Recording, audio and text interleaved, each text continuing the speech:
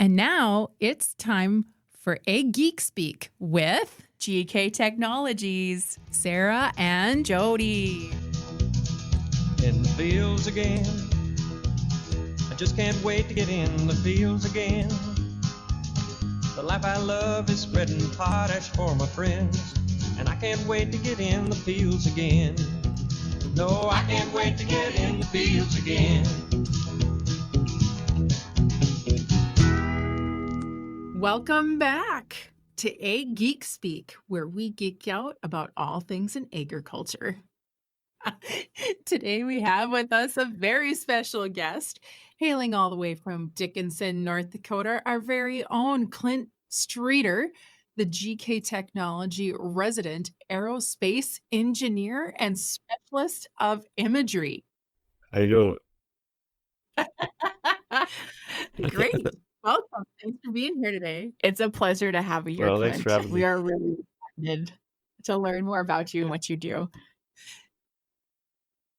And in all seriousness, Clint has been working for for GK Technology for a number of years, and he brings a very specific skill set to our company, and is a really great teammate to work with. So we are really excited to have him on the podcast today. So Clint, tell us about yourself a little bit. Where did you grow up? What's your agriculture background? What got you into this whole deal? Well, it's gonna be a long story, but I'll start with where I grew up. I grew up in eastern Montana, in a small town called Ashland, which is probably, I don't know, maybe 500 people, if that. And went to high school in Colstrip, which is about hour drive away, hour and a half bus ride. And Wow. You spent an hour and a half on the bus to get to school? So they sent a bus all the way to Ashland every day to pick up us and a bunch of other kids it's right on the border of the Northern Cheyenne Reservation. And so a lot of the students were coming from the reservation as well. And they even sent... I hope you have a lot of good bus stories from your childhood. A few. Most of the time I was sleeping or doing homework, but nothing too exciting. Some, I guess. But anyways, yeah, had a nice long bus ride there and home every day. Like I say, went to high school in Colstrip. After I graduated, I went to 1 year of college in University of Montana in Missoula, and had a lot of fun, too much fun, and they didn't really ask me back, so I chalked that up to experience and regret, I guess. And then from there, I didn't really go back to college at all. I wasn't sure what I was going to do. But after I graduated, I got a job with the Forest Service in Shoto, Montana, which is up near Great Falls towards the mountain front. And my oldest sister had got a job there from a friend that she knew, and then she put in a good word for me, and so I was able to get a job on their trail maintenance crew. And that involved going back into the mountains for 10 days at a time and riding horseback. And then we had 3 pack mules with us that carried our tools and our duffel and all our food. And there were cabins back there that we stayed in. Once in a while when we got further away from everything and up towards the Continental Divide, we camped out, but most nights we were able to stay in a cabin. Yeah, we just cut all the trees off the trails that fell across over the winter and cleaned water bars and spruced up the trails, I guess, for people to easily get around. Were these trails just for hiking, or were they for transport through the mountains? Hiking and horseback riding. It was in the Bob Marshall Wilderness, so there's no motorized anything allowed back there. But the trails went 15, 20 miles back into the mountains, and so you get pretty far back in there to where there really isn't much of anything at all except for nature, I guess. But so we covered quite a pretty good sized area. I started out in Scapegoat Wilderness, which is the southernmost one, and then they moved me to the Bob Marshall, and did that for 6 summers. But that only got me through the summer months, I guess. And then I needed to find work during the fall and winter and try to get by that way. So eventually I got word that there was an outfitter looking for help during hunting season. And so I got a job with an outfitter in the same area that I worked at in the Bob Marshall during the summer. And so I helped guide elk hunters from probably September through November, I guess. And that was fun, interesting. It was about we couldn't go into the mountains the way we normally do because of the passes, so we had to come in around the reservoir and up the Sun River, and it was about an 8-hour ride up back there. So it took most of the day to get the hunters back there, and since none of them probably rode much, it was a little rough on them. But even when we went hunting, we'd take horseback and we'd pack the elk out on the mules, which Wow. Jeez. one of the hardest things I've ever had to try to do is load an elk quarter onto a mule. I mean, it's like 125 pounds of jello almost. It's just like wants to flop all over the place, and it's kind of. Was that like one of the unique skill sets that you told Kelly and Darren when you were interviewing for the job? I don't know if maybe in just passing conversation, but I don't know we ever really talked much about it. Oh.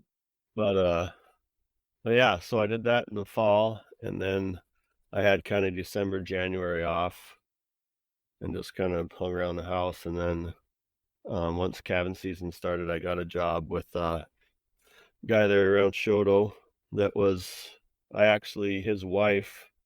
I knew his family back in Ashland, and so I was familiar with them and stuff. So it was a little bit of an edge to get a job, I guess, with them. So I worked for them during cabin season in the spring, and that got me through to the summer. And then they didn't need me anymore, and then I went to work for the Forest Service, so it worked out pretty good.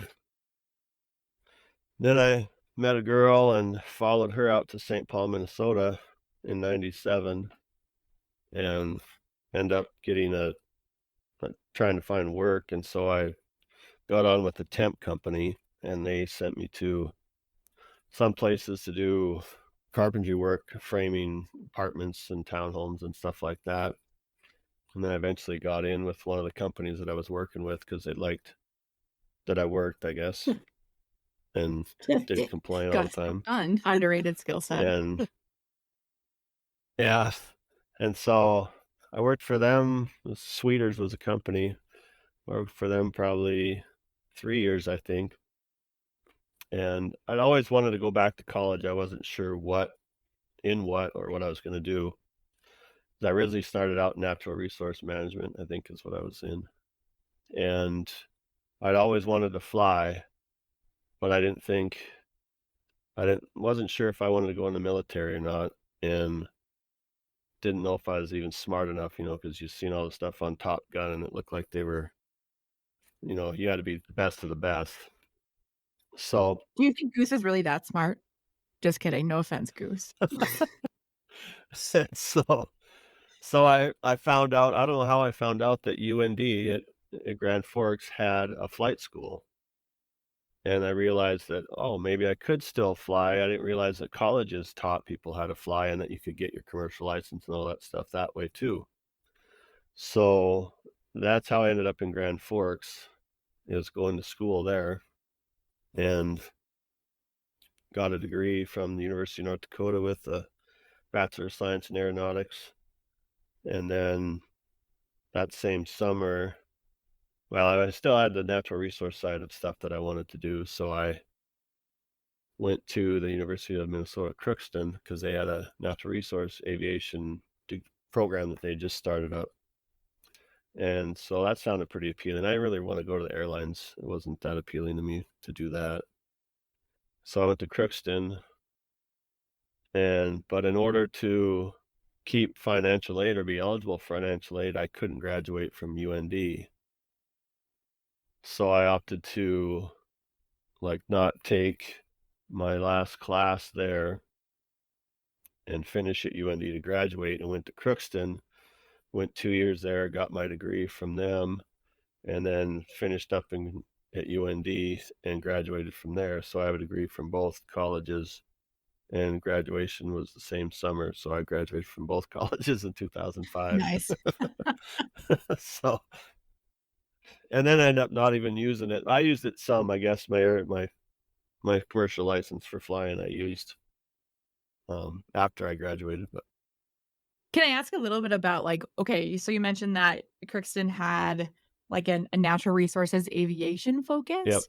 What did that entail? I was primarily geared towards like the Minnesota DNR and the Fish and Wildlife Service, which is a federal agency. Was that like to do population counts, that kind of Yep, thing? a Or what lot of kind it. Yeah, enforcement for some stuff. Yeah, doing counts.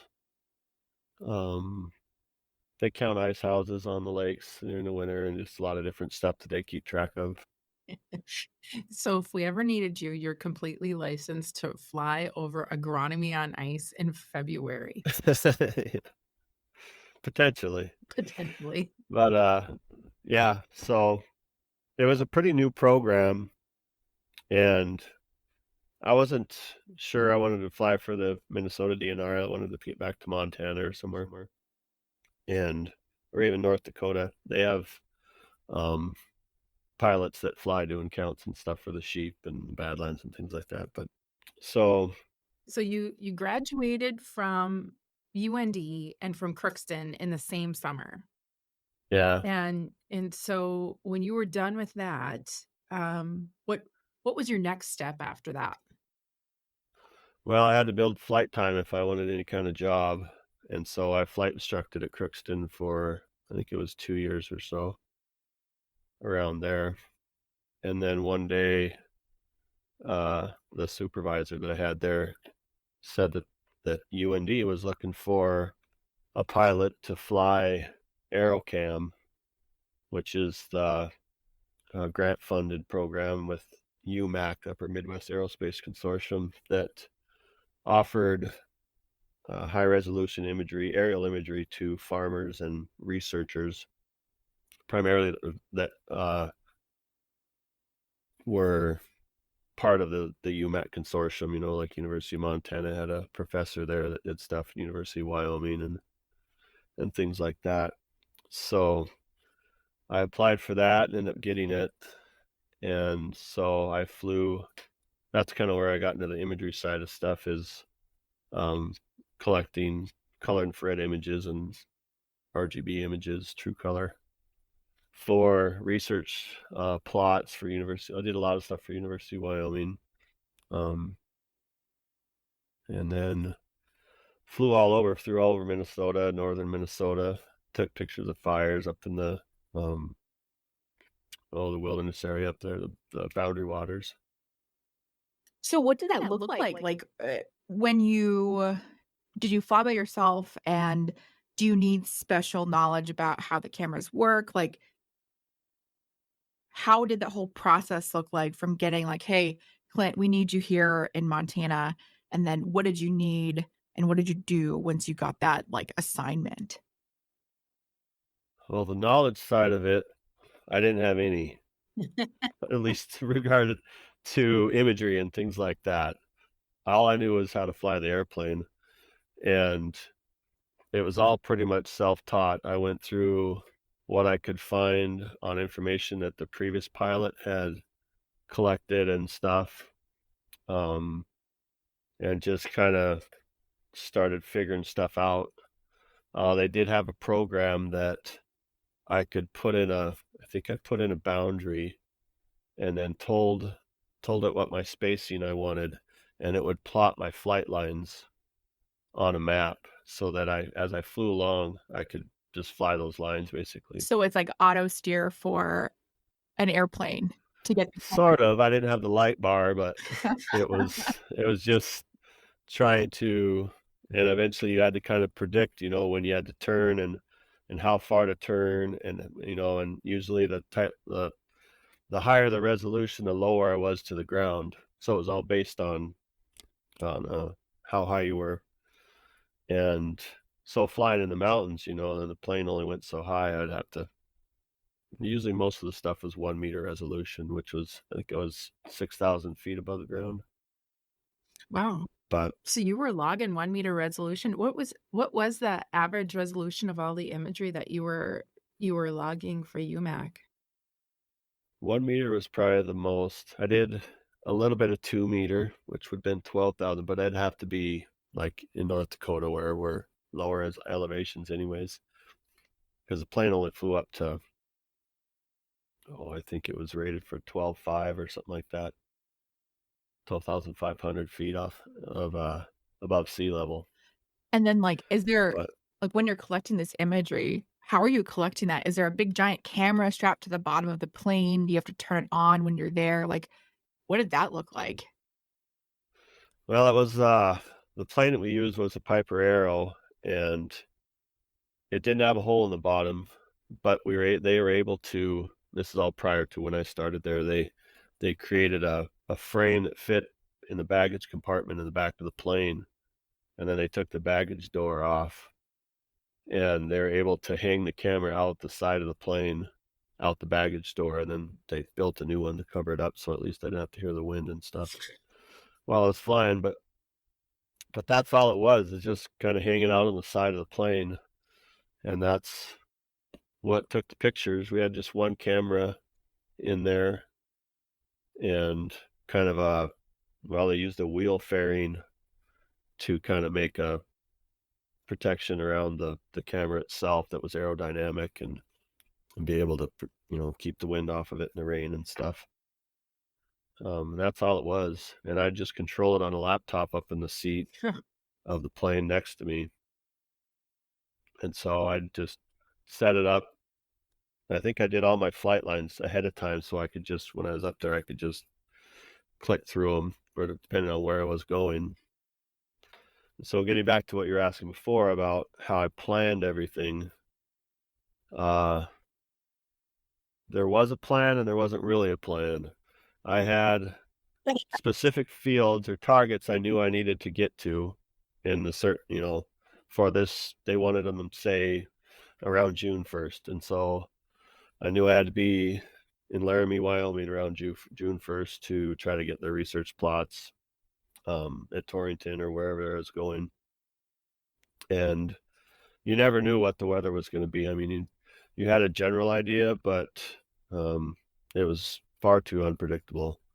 So you went where the sun was. So I'd start out in one day, and UND hated this because I didn't really file a flight plan because I never knew where I was going to end up.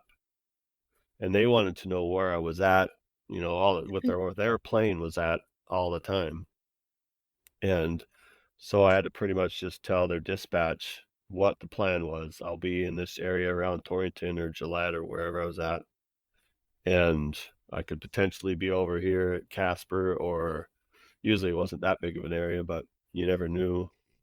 So I'd start out in the morning looking at satellite images of where clouds were, things like that, and think, okay, I think it looks good over here. So I would head in that direction.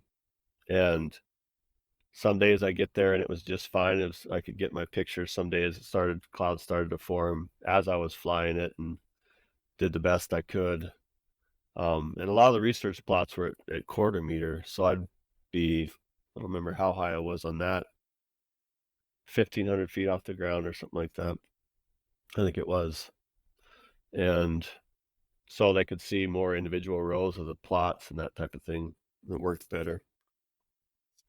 And so I'd go to one spot, and if I'd go where I knew I could get pictures. So and this took a lot of trial and error to figure out myself of where to go. And even when I left Grand Forks to fly to where I needed to get pictures, it determined whether I flew to Wyoming first, or went to Montana first and then to Wyoming, or to Minnesota, and it was a lot of contemplating what to do, I guess, for a lot of it. But then I had to go to another spot, take pictures if I could.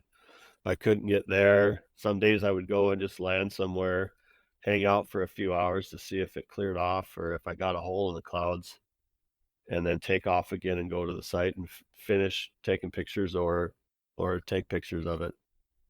And then end the day somewhere else. Depending on if I was lucky, I could come back to the same spot, so I'd have to check out every morning.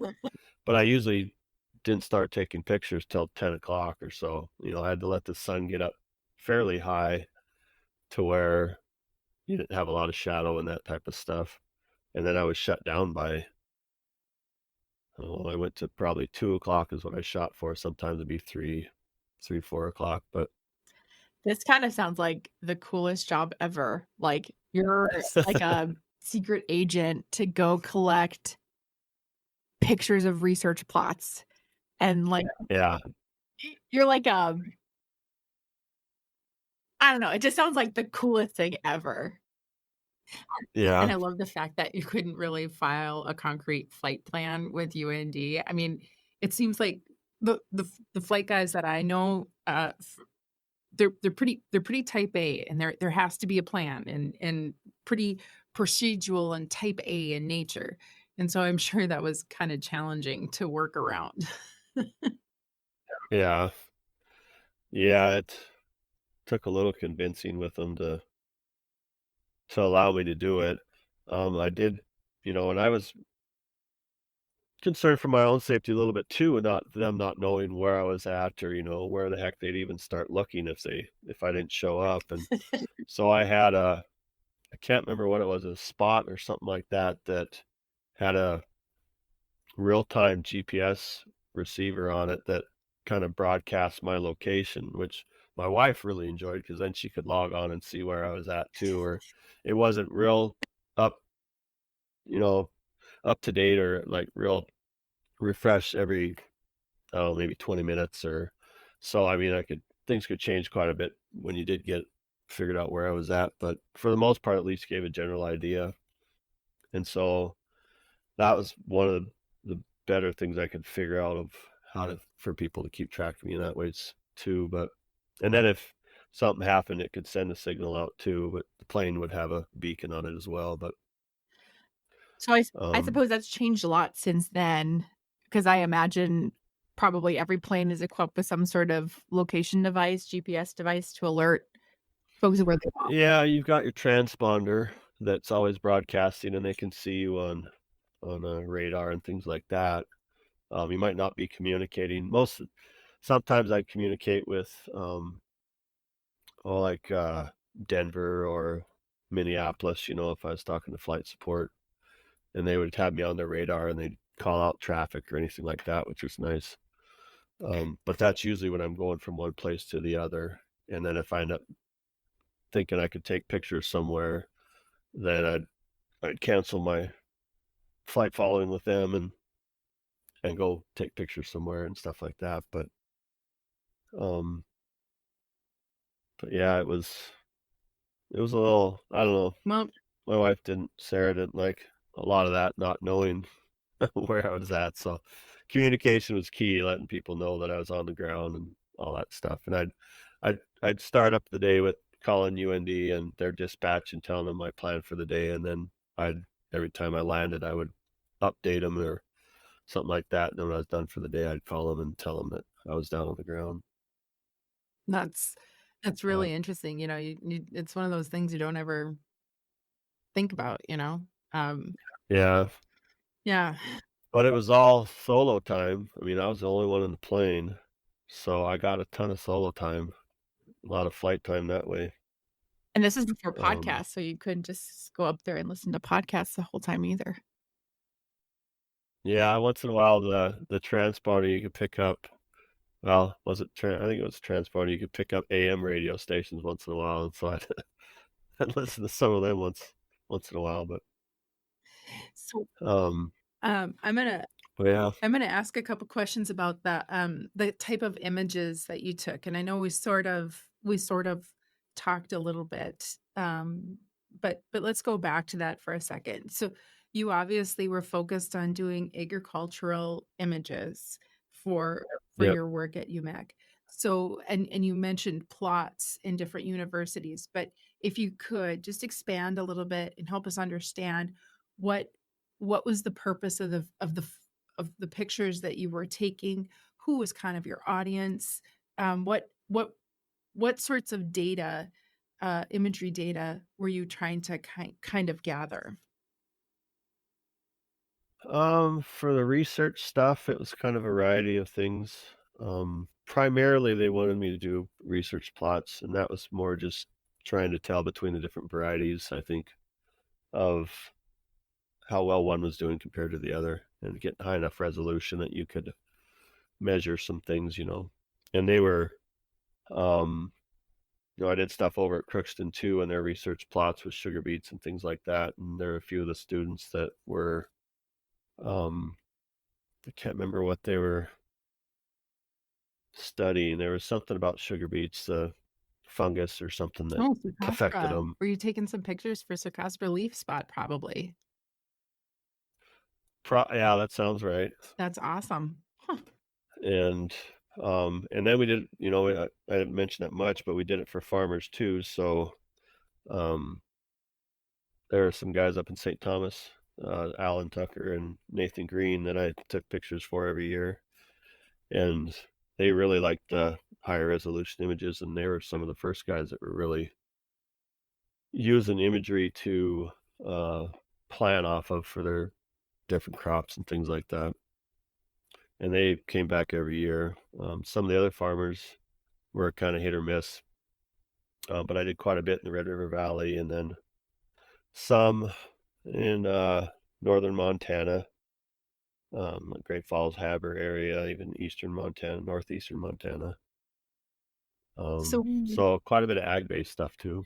okay. And so when you were flying crops or flying for farmers in particular, were there crops that were targeted more frequently to gather data about, or more, did farmers want to have more pictures taken or of certain crops, I guess? Some, I didn't necessarily pertain to a certain crop, I don't think. Maybe for like beet top stuff in the fall, they would focus more on that. But anyway, I could usually fly till about September, maybe August, and I usually got shut down before I could really take a lot of those. So they'd have to be fairly early. But um, it was more, I think, trying to get into the precision ag side of stuff was some of it. Gary Wagner, I worked with him a fair amount, just picking his brain on how they could be used, or what, the benefits of them. And just, I think primarily, yeah, just the precision ag side, making zones, things like that. I couldn't repeat coverage often enough to really give them an in-season type, unless they tried to target a specific month, or a time frame that they thought would be a good time to get an image of a wheat crop or soybeans or something like that. Sure, sure. So what sorts of imagery products were you kind of making? Was it mostly NDVI? Did you dabble in just single band data? Anything else? What sorts of pictures or light bands were you kind of playing with for final products? Well, the camera only could collect your red, green, and blue, and then it had an infrared band. And so primarily it was color infrared images that I was delivering to everybody, which back then, when we first started, none of them were geo-referenced. So you had to go into a program, pick a spot on a nape or something that was geo-referenced, pick the same spot on the image, and do that 3 or 4 times. And that's how we geo-referenced each individual image that we delivered to people, so they could bring them in, merge them, whatever. So were you responsible for georeferencing all the images as well? Not all of them. They had some grad students that helped Wow. there at UMac. So But I taught, they learned how to do it, and then they kind of worked for me in a way to help me with getting images processed and delivered to people. But you were kind of in charge of the actual image processing then too, whether you were Yeah. managing it or wow, I didn't realize that. I thought you were the pilot the whole. Well, yeah, because and I'd get off the plane. While I was coming back, I'd download everything to a hard drive that I'd taken while I was gone, and then take that back into town, and we'd get everything off of the hard drive and then start processing. And eventually I was able to convince them that to purchase a $40,000 IMU, which is an inertial measurement unit, that I could put in the plane and it would know your XYZ, which is basically your latitude, longitude, and altitude.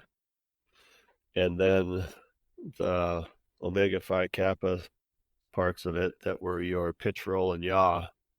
So I had to figure out how to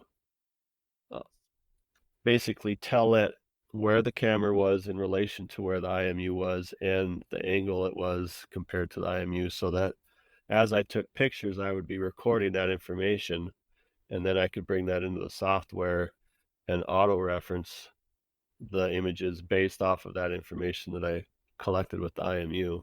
So you were like a farmer with autosteer, right? Having that GPS globe and then having your receiver and then like your T2 control box that will adjust for like your pitch, your roll, and your yaw. And like Probably, yeah, similar to because that. you had to have like, make sure your settings are right, right? It's like the monitor or whatever you're recording into knows how far away the receiver is from like the Yeah, you would. Yep. So then you can get like coverage maps, right? And figure out exactly where on the earth you were getting coverage. So then that would reduce the time that you took to process images, right? Like, oh yeah, it sped it up tremendously. And the biggest part was, like you say, knowing where you were in location on the earth and being able to say that's where that image was taken at that time frame, and then what angle the camera was at when it took the picture as well, to know where it fit on the ground. And that took a lot of work too. I came up with a plan of just going somewhere out by Grand Forks and flying over a single point in as many different directions almost as I could, to then come back and see if I could find some consistency on if it was always 20 feet to the right of the point when I flew over it, or if it was, where the images ended up in relation to where it was saying they were. And that's how I kind of fine-tuned the positioning of it and the relationship of the camera with the IMU, so that it would do a better job once you reference the images with it. so you were like flying to figure out what your correction was. Yeah, to fine tune it to get it to where it was accurate. Because, I mean, to try to measure from an antenna on top of the plane and know how far down, how far back, and to the right the camera was from that antenna. I mean, you could get it fairly close, but it was never exact.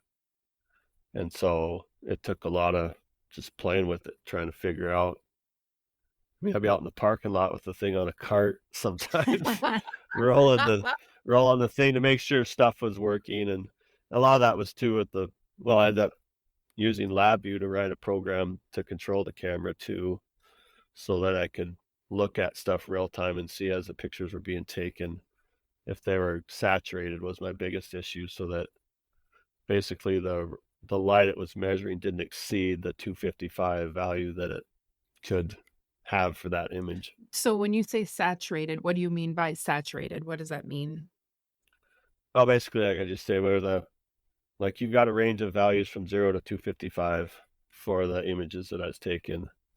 And like early in the year, wheat was terrible when it's first coming up, maybe 6 inches tall. It really reflected a lot of green and the growth. And so I had to kind of, like a shutter almost would be on a camera, you had to close it down to reduce the amount of light so that it wasn't reflecting more light than it could measure, and keep those values below 255, because they might not be in 300 in a reflectance value, but it can only go up to 255. So that's where it would be saturated. So you would have to constantly adjust, or like in some situations you would have to adjust to make sure that you were able to collect the reflectance that was coming off of it, and it wouldn't exceed Yeah. the measuring capability. Yeah, because it's pretty much you don't know what that top value is then. It's just the 255, and is it usually if it's a 255, you automatically question that if it's higher than that because it maxed out at that. And so having a program that I made, I could see in the images right away, and I even tried to set it up to where it would single out the pixels in that image that were at 255, so I could see clusters of them or something that were saturated, and then I'd bump down my settings to, and then start flying my patterns to So know. you're doing all of this while you're flying a plane. Yeah, Can you walk and chew yeah, gum too? I don't know. Just throwing that out there. I've tried it. So I do want to ask this question though. What years were you flying for UMAC at UND? What years were you kind of doing that? Because I think sometimes we forget about how technology has changed over time and what we think of for agriculture imagery now compared to where, we kind of were even a few years ago. Yeah, I think it was probably around 2007 that I started with UND, and I did that for 7 summers, so it would have been 2014, right around there. So 2012, somewhere in there. So, I'm thinking about imagery and even some of the satellite imagery that we've got in our servers here for GK. Landsat was flying at that point in time, but it wasn't like Landsat 8 was up at that point in time.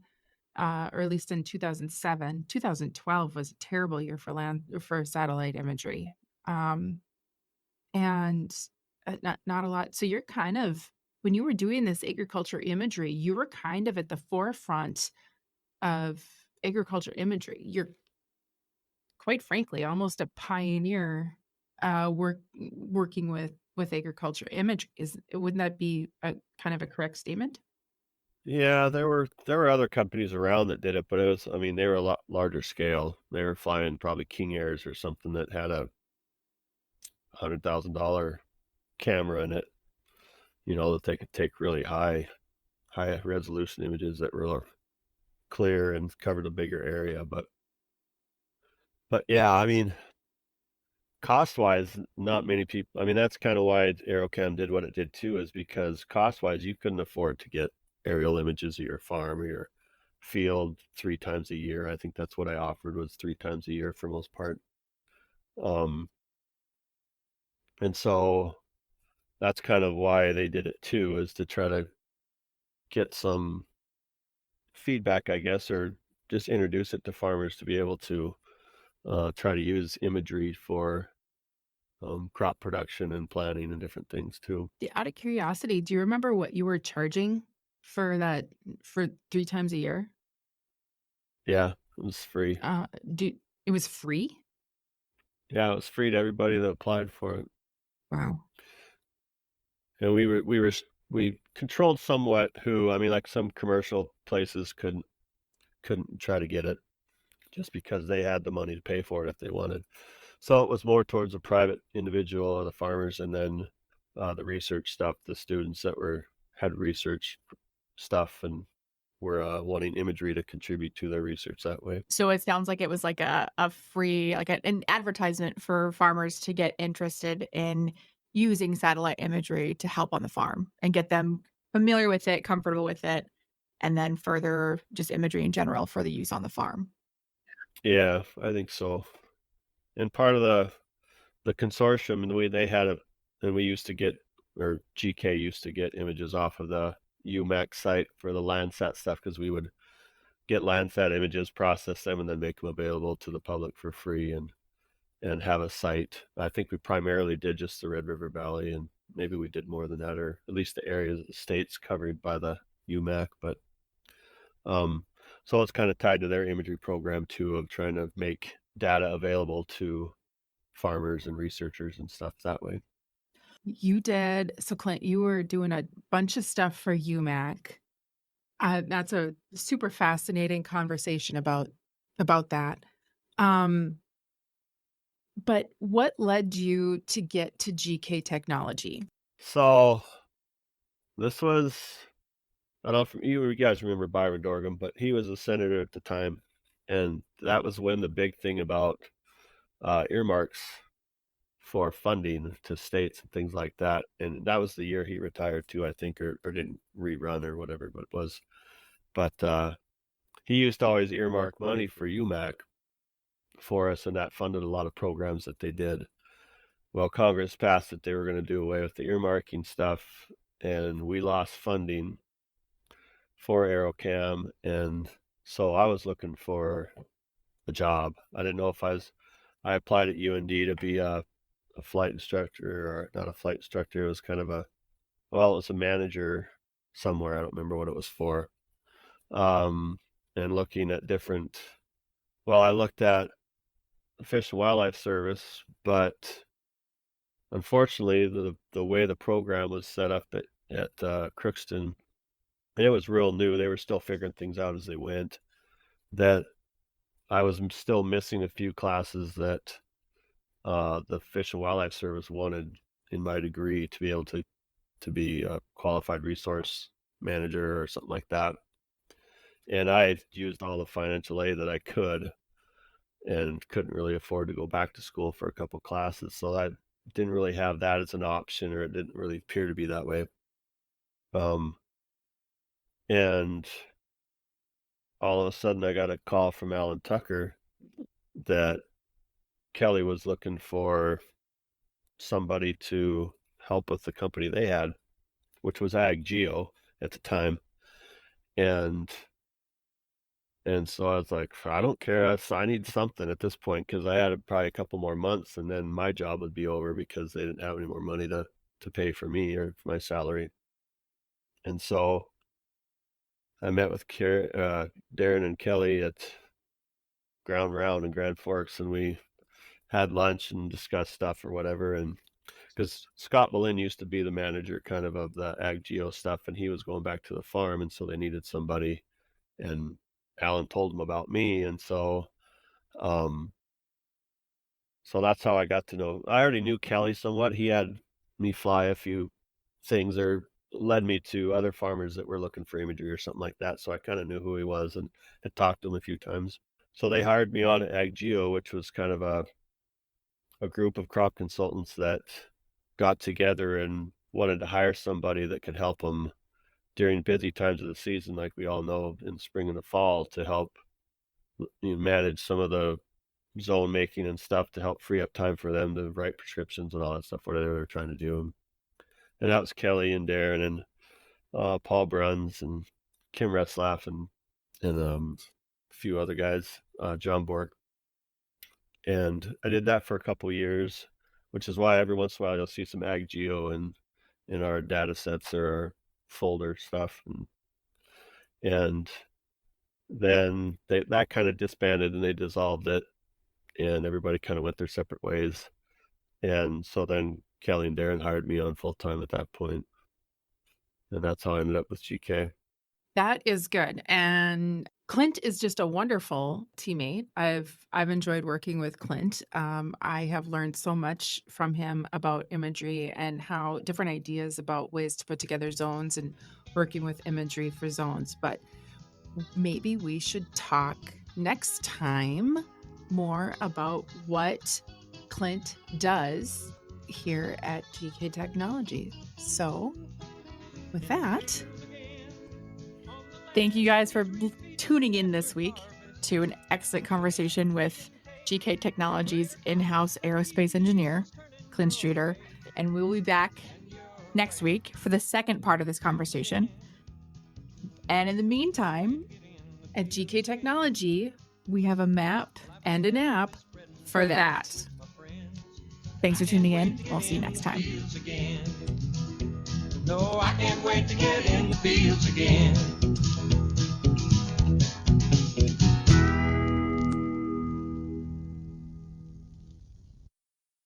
Let the geeks at GK Technology help you with your agricultural data. Their agronomists know agriculture. When it comes to creating soils and zone maps to maximize yields in your fields, you can trust the people with decades of experience in site-specific agriculture. Everyone at GK Technology has a background in agriculture, so they know what makes a farm run, and they speak your language. The geeks at GK Technology have a map and an app for that.